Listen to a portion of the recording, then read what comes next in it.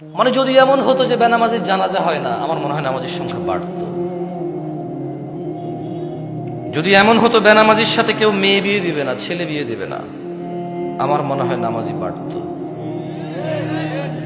যদি এমন হতো বেনামাজির সাক্ষী গ্রহণ করা হবে না, কি গ্রহণ করা হবে না, যদি এমন হতো যে বেনামাজি ছেলে তার নামাজি বাবার সম্পদের অধিকার পাবে না, তাইলে মনে হয় নামাজি বাড়ত। এগুলো আমি বলিনি, এগুলো মুহাম্মদ সাল্লাল্লাহু আলাইহি সাল্লাম বলছে। বেনামাজি বেওয়ারিশ থাকে, কারো ওয়ারাসাত পায় না। বেনামাজি কি পায় না? নামাজির ওয়ারাসাত পায় না, পৈতৃক সম্পত্তি পায় না। যে ছেলে নামাজ পড়ে না তার বাপের সে পৈতৃক সম্পত্তি পায় না, ইসলামে সে পায় না। সে মারা গেলে তার জানাজার নামাজ হয় না। বেনামাজি জামাই নামাজি বউ বিয়ে টিকে না হিসেবে।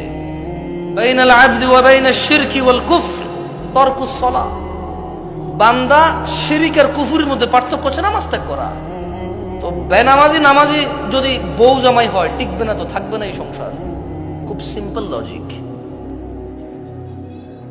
আপনি যেদিন হাদিসকে এভাবে দেখবেন, ওই দিন আপনি মানুষ হতে পারবেন। আদারওয়াইজ ওয়াজ শুনতে পারবেন, জুমায় যেতে পারবেন, খুতবা শুনতে পারবেন, কিচ্ছু হবে না। আর আমার মতো লোকজন নিয়ে এসে, আমার থেকে উন্নত লোকজন নিয়ে এসে কতক্ষণ নিজের এলাকার সুনাম করতে পারবেন। প্যান্ডেলে জায়গা হয় নাই রে, বিশাল বড় প্যান্ডেল, মানুষ আর মানুষ, হুজুর কাঁপায়া দিছে, ফাটায় দিছে। হ্যাঁ, এগুলো পারবে না, কিছু পারবে না। ঠিক কিনা? এই ঠিক কিনা? যতবার কমো ততবার ঠিক করবেন আপনারা, অভ্যাস হয়ে গেছে। কি ঠিক, এটা তো আমি কিছু বলি না, এমনি ঠিক কিনা বলছি। মানে আপনি মনে করতেছেন যে আমি আপনার ঠিক বা ঠিকের উপরে ডিপেন্ড করে এখানে কথা বলবো? জীবনও না। তাহলে আমাকে আওয়ামী লীগ করতে হবে অথবা বিএনপি করতে হবে, নেতা যা করছে তা, বুঝলেন না? যদি আমি ইসলাম করি তাহলে তো নেতা যা বলে গেছে তা ঠিক না, তো হলো মুহাম্মদ সাল্লাল্লাহু